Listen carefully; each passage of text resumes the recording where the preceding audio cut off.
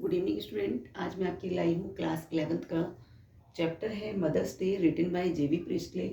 पहले हम इसके कैरेक्टर्स देखेंगे और उसके बाद उसकी समरी के कुछ पॉइंट्स देखेंगे जो बाद में के क्वेश्चंस भी बनते हैं। तो कैरेक्टर्स में कौन कौन है?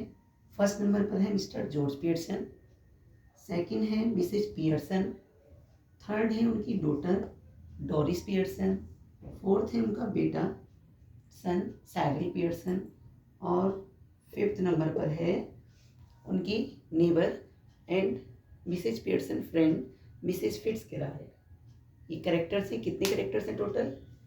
Mr George Pearson, Mrs Pearson, Doris Pearson and Cyril Pearson and उनकी नेबर मिसेज फिट्जगेराल्ड। अब जहाँ ये प्ले है, जब प्ले स्टार्ट होता है तो एक रूम का सीन दिखाया जाता है। उसमें जो है 2 लेडीज हम बैठे हुए देखते हैं।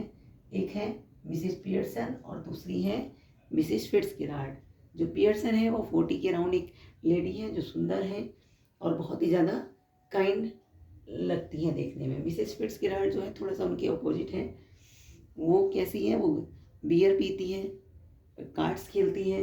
तो वो सब कुछ उनके सामने इस समय रखा हुआ है, उसी से उनकी पर्सनैलिटी का पता चलता है। और बात वो क्या है? एस्ट्रोलॉजर भी है जो लोगों का भविष्य बताती है। अब फिट्जगेराल्ड से वो पूछती कि तुमने ये सब कहाँ से सीखा? तो वो कहती कि मेरे हस्बैंड की इसमें पोस्टिंग थी तो वहीं पर मैंने ये सीखा था। उसके बाद Fitzgerald motivates her to be a master of her house. Mrs Fitzgerald Mrs Pearson को कहती हैं कि तुम्हें अपने घर में अपना थोड़ा सा होल्ड रखना चाहिए, कंट्रोल करना चाहिए। तुम्हारे हस्बैंड, तुम्हारा बेटा, तुम्हारी बेटी कोई भी तुम्हारे कहने को नहीं सुनता है तो तुम्हें उनको कंट्रोल करना चाहिए। मिसेज पियर्सन कहती है कि मैंने कितनी बार ट्राई किया है लेकिन वो लोग मेरी बात नहीं सुनते और मुझे ऐसा लगता है कि अगर मैं उनको ज़्यादा बोलूँगी तो कहीं वो मेरे से बात करना बंद ना कर दें। तो वो उनको मोटिवेट करती है कि अपने घर के मालिक बन के रहो, तुम सबके लिए बहुत इंपॉर्टेंट हो, उनको अपनी इम्पोर्टेंस रियलाइज कराओ। बट मिसेज पियर्सन कहती है मैं कितनी बार कोशिश कर चुकी बट मेरे से नहीं होता है। तो वो क्या कहती है? वो उनको मोटिवेट करती है कि मैं तुम्हारी इसमें कुछ हेल्प कर सकती हूँ और अगर तुमने अपनी कंडीशन को नहीं इस समय इम्प्रूव किया तो आगे चल के तुम्हारी कंडीशन और भी ज़्यादा ख़राब हो जाएगी। वो लोग तुम्हारी बिल्कुल भी नहीं सुनेंगे, तुम्हारी केयर नहीं करेंगे, तुमसे बात नहीं करेंगे।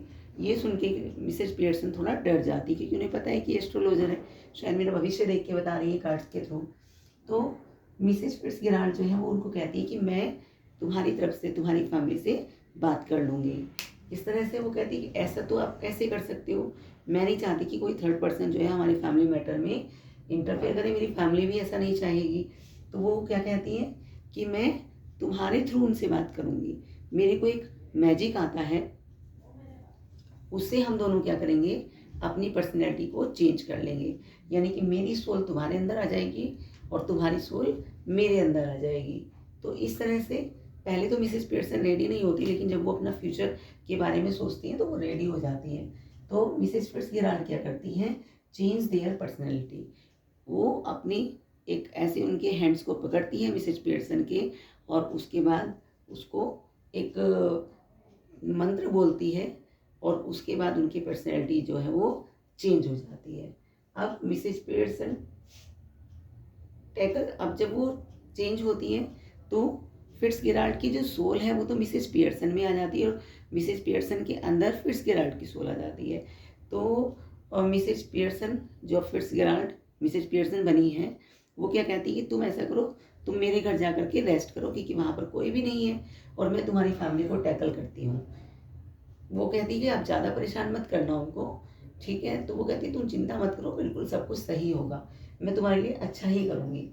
अब Mrs Pearson tackles Doris first. Mrs Pearson की सोल तो फिट्जगेराल्ड के घर चली जाती है, फिट्जगेराल्ड की बॉडी में, और घर पर जो है वो मिसेज पियर्सन की बॉडी है और फिट्जगेराल्ड की सोल है उनके अंदर। तो अब सोल किसी की भी हो लेकिन वो बॉडी किसकी मानी जाएगी? मिसेज पियर्सन की। तो Mrs Pearson tackles Doris first. सबसे पहले वो क्या करती हैं? डोरिस को टैकल करती हैं। कैसे? डोरिस के आने से पहले वो वेयर वगैरह लेकर के बैठी, अपने कार्ड्स लेकर के बैठी हैं और डोरिस आती है, बहुत जल्दी में है, तो वो मम्मी से कहती है कि मुझे मम्मी अभी जाना है, और मैंने जो आपसे बोला था मॉर्निंग में, तो आपने मेरी येलो ड्रेस को प्रेस कर दिया होगा, और चाय तो तुमने बना करके हमारे लिए रखी ही होगी। तो क्या कह दी है मिसेज पियर्सन, मैंने तुम्हारे लिए चाय नहीं बनाई है, और तुम्हारे ड्रेस को भी मैंने आयरन नहीं किया है। अगर तुम्हें चाय बनानी है तो पीनी है तो अपने लिए तुम खुद बना लो। तो डोरिस को थोड़ा सा मम्मी का बिहेवियर जो है अपनी कैसा लगता है, स्ट्रेंज लगता है। फिर वो बाद में थोड़ा सा मम्मी पर अटेंशन देती है अपनी, कि बियर भी पी रही है, कार्ड्स खेल रही है, ऐसा तो ये पहले कभी भी नहीं करती थी। अब मिसेज पियर्सन उससे हार्शली पूछती हैं कि तुम्हें येलो ड्रेस का क्या करना है। जब वो कहती कि मम्मी मुझे वो ड्रेस प्रेस चाहिए थी, आपने अभी तक नहीं की, अब कर दो, तो मना करती है। फिर बाद में पूछती है कि तुम्हें उसका करना क्या है। तो वो कहती है मैं अपने फ्रेंड के साथ, एक करेक्टर है इसमें चार्ली वैसे दिखाते नहीं है बट उसको मेंशन किया है कि मैं अपने फ्रेंड चार्ली के साथ घूमने जाऊंगी। उसने मेरे को ऑफ़र किया और मैंने मना नहीं किया, मेरा भी घूमने का मन था। तो वो कहती है वो तो मुझे वैसे भी अच्छा नहीं लगता है, अजीब सी उसकी पर्सनैलिटी है, लंबे से दांतों वाला है, और वो मुझे बिल्कुल भी पसंद नहीं है। तो डोरिस इस बात को सुनकर के नाराज़ हो जाती है, कहती है मम्मी आपको ऐसे कहने का कोई राइट नहीं है। उसकी मदर उससे क्या कहती है कि तुम अगर किसी से फ्रेंडशिप भी करना चाहती थी तो कोई अच्छा लड़का देखती, अगर मैं तुम्हारी जगह होती तो मैं उसके साथ कभी भी फ्रेंडशिप नहीं करती। इस तरह से वो चार्ली को भी बुरा भला कहती है, साथ में डोरिस को भी कहती है। डोरिस परेशान हो जाती है, दुखी हो जाती है और रोने लगती है। जब दोबारा आती है अपने रूम में चली जाती है, उसके बाद दोबारा आती है तो वो दूसरी ड्रेस पहन करके आती है। मदर उससे पूछती है तुमने येलो ड्रेस नहीं पहनी कि वो तो आपने प्रेस ही नहीं की है। इस तरह से वो कहने लगती है। तभी साइरिल वहाँ आता है। Mrs Pearson Cyril later. अब मिसेज पियर्सन किसको टैकल करती हैं, साइरिल को। साइरिल आता है, बहुत जल्दी में होता है, सारे लोग घर के बहुत जल्दी में रहते हैं मिसेज पियर्सन को छोड़ के। तो वो क्या कहता है कि मम्मी मेरे को अभी जाना है, मैंने तुमसे बोला था मॉर्निंग में मेरा सामान पैक कर देना, तो आपने सामान पैक कर दिया होगा, मुझे चाय दो जल्दी से, और मेरे को सामान भी मेरा, तो मुझे जाना है, मुझे निकलना है अभी। तो उसकी मदर सेम आंसर उसको भी देती कि मैंने चाय तो तुम्हारे लिए नहीं बनाई है, मेरा मूड नहीं था, मैंने नहीं बनाई है, और अगर तुम्हें बनानी पीनी है तो तुम बना लो, और मैंने तुम्हारा सामान भी पैक नहीं किया क्योंकि मेरा मूड नहीं था। ये सुनकर के साइरल को गुस्सा आता है कि मदर आप मेरे से कैसे बात कर रही हो। वो हार्शली बोलती कि मैं तो तुमसे बहुत अच्छे से बात करती हूँ, लेकिन तुम ही लोग मुझे अच्छे से ट्रीट नहीं करते हो। वो कहता है कि अगर हम घर में आकर के भी काम करेंगे, बाहर भी हम काम करें और घर में आकर भी काम करें, तो ये ऐसे कैसे चलेगा, ऐसे हम भी अपनी रिस्पॉन्सिबिलिटी से मुंह मोड़ सकते हैं। तब वो कहती है कि तुम कौन सा काम करते हो, तुमसे ज़्यादा मैं करती हूँ, तुम तो 9 to 5 की ड्यूटी करते हो, उसके बाद घर आकर के तुम फ्रेंड्स के साथ घूमने चले जाते हो, और मैं मॉर्निंग से नाइट तक की ड्यूटी करती हूँ, उसके बाद मैं कभी कोई सैलरी नहीं लेती, कुछ नहीं लेती हूँ। तो इस तरह की बातें सुनकर के साइरल को भी बहुत दुख होता है। वो कहता है कि मदर आप मुझे को चाय दीजिए और मेरा सामान पैक कर दीजिए। उसने बिल्कुल मना कर दिया कि मैं ऐसा कोई भी काम नहीं करूँगी। तभी डोरिस को देखता है और उससे पूछता है कि तुम्हें क्या हुआ। तो वो कहती है कि तुम्हें मदर ने मेरे से बहुत ज़्यादा इल ट्रीटमेंट किया है, तो इसलिए मैं दुखी हूँ। साहिल कहता है अच्छा तुम्हारे साथ भी ऐसी किया है। तो डोरिस पूछती है तुम्हारे साथ भी किया है। तो वो कहती है अब मुझे बुरा नहीं लग रहा, क्योंकि मुझे ऐसा लग रहा था कि शायद मदर मेरे से ऐसा बिहेव कर रही है तो मेरे से कोई गलती हो गई होगी, इसलिए वो मुझे ऐसा कर रही है। लेकिन अगर तुम्हारे साथ भी ऐसा ही किया है तो इसका मीन्स मैं गलती पर नहीं हूँ। तो साहिल पूछता है कि उनको कोई चोट वोट लगी है जो वो ऐसे वाला बिहेव कर रही है। तो डोरिस कहती है मुझे नहीं पता। अब वो दोनों भाई बहन इस बात पर हंसते हैं कि हम दोनों की तो अच्छे से आज मम्मी ने खबर ली है, अभी पापा आने वाले हैं तो देखते हैं क्या होता है। तभी उसकी मदर जो है वो बियर लेने गई हुई थी, और जब वो बच्चों को हंसता हुआ देखती है तो वो वापस आती है, पूछती है क्या हुआ, तुम के लोग क्यों हंस रहे हो। तो वो कहते हैं कि मम्मी, पियर्सन बोलती है कि मुझे भी जोक सुनाओ, तुम क्यों हंस रहे हो। तो वो कहती है कि मम्मी हमारे जोक आपको पसंद नहीं आएंगे और ना ही समझ में आएंगे। तो मिसेस पियर्सन कहती है कि मैं जोक तब से सुनती हूँ जब तुम पैदा भी नहीं हुई थी, और तुम्हारे जैसे लोगों की जोक सुन करके मुझे हंसी नहीं आती है, मुझे उबासी आती है, नींद आती है। अब वो सब लोग किसका वेट कर रहे हैं, मिस्टर जॉर्ज पियर्सन का। तो जब जॉर्ज पियर्सन आते हैं, मिसेज पियर्सन उनकी भी इंसल्ट करती हैं, उनको कहती है जॉर्ज पियर्सन बोलते हैं कि मैं बहुत जल्दी में हूँ, वैसे तुमने चाय बना करके रखी होगी, लेकिन मेरा मूड नहीं है पीने का, मैं अपने क्लब में ही जा करके डिनर करूँगा, वहीं चाय लूँगा। तो मिसेज पियर्सन कहती है वैसे ही मैंने तुम्हारे लिए चाय नहीं बनाई। ये सुन करके जॉर्ज पियर्सन गुस्सा हो जाते हैं कि तुमने मेरे लिए टी नहीं बनाई, ऐसा कैसे हो गया, तुम्हें पता है कि मैं घर आकर के टी लेता हूँ। अब इस बात को सुन के मिसेज पियर्सन जो है वो बहुत ज़्यादा एंग्री हो जाती है कि लो देखो इस आदमी को, मतलब इसको केवल इस बात पे बुरा लग रहा है कि मैंने इसके लिए चाय नहीं बनाई, जबकि आज इसने पीनी भी नहीं है। समझ रहे? वो डेली उनका रूटीन था मिसेज पियर्सन का कि वो जॉर्ज पियर्सन और बच्चों के लिए चाय बना करके रखती थी, बट आज तो वो उनकी कंडीशन अलग ही है, तो उन्होंने नहीं बनाई। अब जॉर्ज पियर्सन इस बात पे नाराज़ हैं कि मुझे चाय पीनी हो या नहीं पीनी हो, बट मेरे घर में आने से पहले टी रेडी होनी चाहिए। ये उनके मेन गुस्से का रीज़न है। तो वो कहती है कि जहाँ तुम जा रहे हो वहाँ चाय भी पी लेना। और वो एक एग्जाम्पल देती है कि अगर तुम कहीं किसी बार में जाते हो, वहाँ बैठे हो और तुम उनसे कहते हो कि तुम्हें बियर नहीं चाहिए, अब वो तुम्हें बियर नहीं देंगे, इसके बाद तुम नाराज़ हो जाते हो कि तुमने बियर मुझे सर्व क्यों नहीं की, मुझे चाहिए नहीं चाहिए, मुझे तुम्हें देनी ही पड़ेगी। तो वो कहती है ये तुम्हारा कैसा एटीट्यूड है। और तुम वो कहता है कि मुझे जल्दी हो रही है, मुझे क्लब जाना है, मेरे कपड़े वगैरह निकालो। तो वो कहती है हाँ हाँ जाओ, और तुम वहीं जा सकते हो, और तुम्हें पता है कि तुम्हारी पीठ पीछे लोग कैसी बातें करते हैं, तुम्हें कितना उल्टा सीधा बोलते हैं, तुम्हें लेजी बोलते हैं, फैटी बोलते हैं, और क्या बोलते हैं, पॉम्पी ओम्पी ऐसे करके बोलते हैं। इस बात को सुन करके मिसेज पियर्सन की इस बात को सुन करके जॉर्ज पियर्सन को बहुत सरप्राइज होता है कि मुझे ऐसा कोई बोल ही नहीं सकता है। तो वो कहते हैं, साइडल से पूछते हैं कि बेटा तुम भी एक दो बार मेरे साथ गए हो क्या, तुम्हें ऐसा कुछ लगा? तो साइडल चुप हो जाता है, मीन्स वो अपनी कंसेंट दे रहा है। तो इस बात को सुन करके मिस्टर जॉर्ज पियर्सन को बहुत धक्का लगता है, वो वहाँ से उठ जाते हैं। उसके बाद ये सब कुछ हो चुका, तभी जो रियल मिसेज पियर्सन है वो आती है और वो देखती है कि उनके घर में सब कुछ चेंज हो चुका है। ठीक है, मिस्टर पियर्सन अलग बैठे हुए हैं, साइरल अलग बैठा हुआ है, और डोरिस कभी अभी तक कहीं थी नहीं वहाँ पर।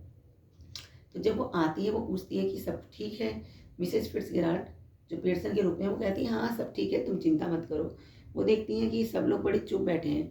वो साइरल से पूछती है, साइरल बेटा तुम कैसे हो, ये वो।